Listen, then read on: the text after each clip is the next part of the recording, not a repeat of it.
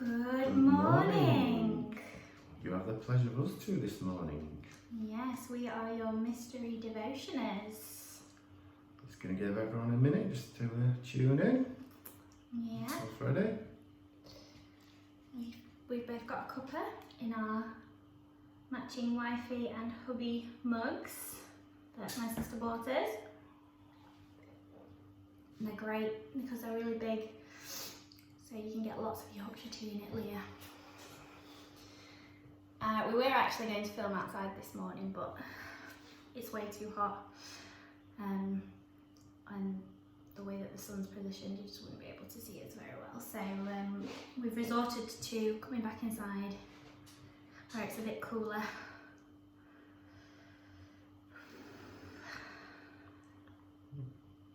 I think we should get started. Yeah, I think we'll get started now. Okay, so this morning's reading is from Colossians 1, verses 1 to 14. And as I'm sure many of you know, the book of Colossians is actually a letter that the Apostle Paul and likely Timothy wrote to the church in Colossus. They do this in an attempt to restore Jesus to the centre of their lives, because although the people of Colossus considered Jesus to be important, there were many other false teachers around at the time who were challenging Jesus' divinity. So let's read the passage together. Okay. So, and we're reading from the Message version this morning. I, Paul, have been sent on special assignment by Christ as part of God's master plan. Together with my friend Timothy, I greet the Christians and stalwart followers of Christ who live in Colossus. May everything good from God our Father be yours. Our prayers for you are always spilling over into thanksgivings. We can't quit thanking God our Father and Jesus our Messiah for you. We keep getting reports on your steady faith in Christ our Jesus and the love you continuously extend to all Christians. The lines of purpose in your lives never grow slack, tightly tied as they are to your future in heaven, kept taut by hope. The message is as true among you today as when you first heard it. It doesn't diminish or weaken over time. It's the same all over the world. The message bears fruit and gets larger and stronger, just as it has in you. From the very first day you heard and recognised the truth of what God is doing, you've been hungry for more. It's as vigorous in you now as when you learned it from our friend and close associate, Epaphras. He is one reliable worker for Christ. I could always depend on him. He's the one who told us how thoroughly love had been worked into your lives by the Spirit. Be assured that from the first day we heard of you, we haven't stopped praying for you, asking God to give you wise minds and spirits attuned to his will, and so acquire a thorough understanding of the ways in which God works. We pray that you'll live well for the Master, making him proud of you as you work hard in his orchard. As you learn more and more how God works, you will learn how to do your work. We pray that you'll have the strength to stick it out over the long haul, not the grim strength of gritting your teeth, but the glory, strength God gives. It is strength that endures the unendurable and spills over into joy, thanking the Father who makes us strong enough to take part in everything bright and beautiful that he has for us. God rescued us from dead-end alleys and dark dungeons. He set us up in the kingdom of the Son he loves so much, the Son who got us out of the pit we were in, got rid of the sins we were doomed to keep repeating. So we're just going to break that down a little bit, verse by verse. So, when Paul introduced himself, it's like that Paul himself never visited the city. It'd be more like me writing to the Queen and not formally introducing myself. That's between verse 1 and 2. So we're going to 3 and 5 now. Our prayers for you are always spilling over into thanksgivings. Though we had never met most of them, the Christians of Colossus were on Paul's prayer list. He prayed for them, not only often, but always. We definitely know as a church how powerful praying can be, even if you're praying for people you're not personally acquainted with. Acquainted.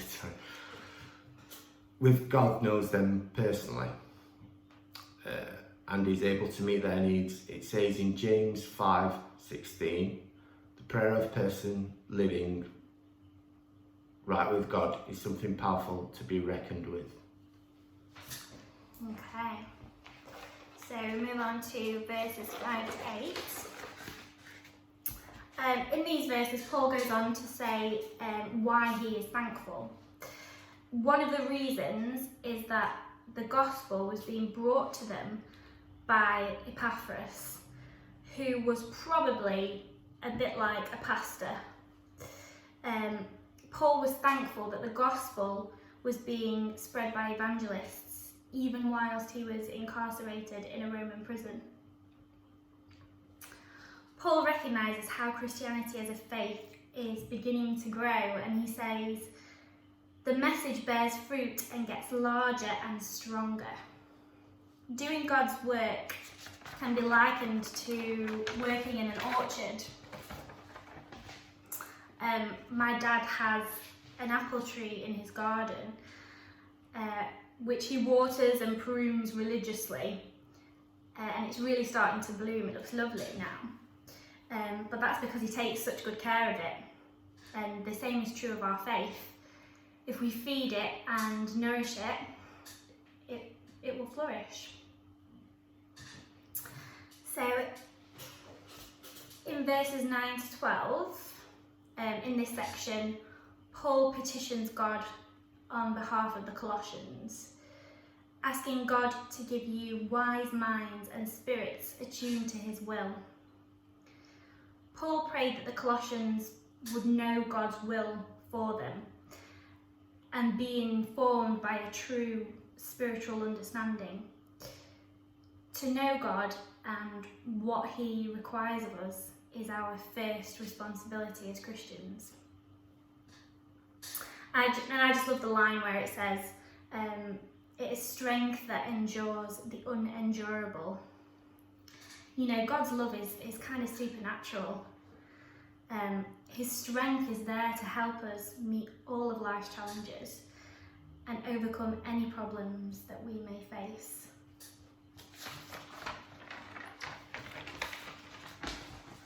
Moved on to verses 13 and 14 now.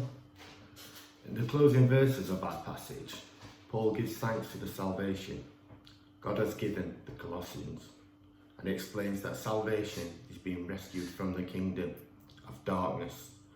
Christ's kingdom, the kingdom of light, is where we are fortunate enough to share his inheritance, because he has redeemed us by taking away the sin of the world.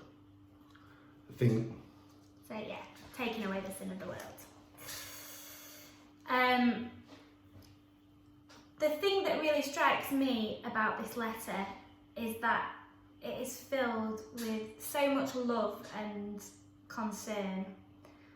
The fact that it's written to a church that Paul had neither planted nor visited shows the power of Christian love. Paul didn't need to see or directly know these Christians in order to love them. And you know, that's the kind of attitude that we try and have as Christians on a daily basis. Okay, so I'm just gonna say a prayer to finish. Okay. God, thank you for your amazing work and power in our lives. Help us to see others the way you see them, Lord, and help us, to know who needs that help, who needs to be more fed into. I pray in Jesus' name. Amen. Amen. Okay. Right. that's us done Yeah. this morning. Hope you're going to enjoy the rest of your days. Yeah. Those that have been lucky enough to get an hair appointment. Oh no, it's next Saturday, isn't it? Yeah. That's We're not there yet. I'm a week in As you can front see. there. Yeah. Okay. So we'll see you soon, hopefully. Yeah. Take care. Bye. Have a good day.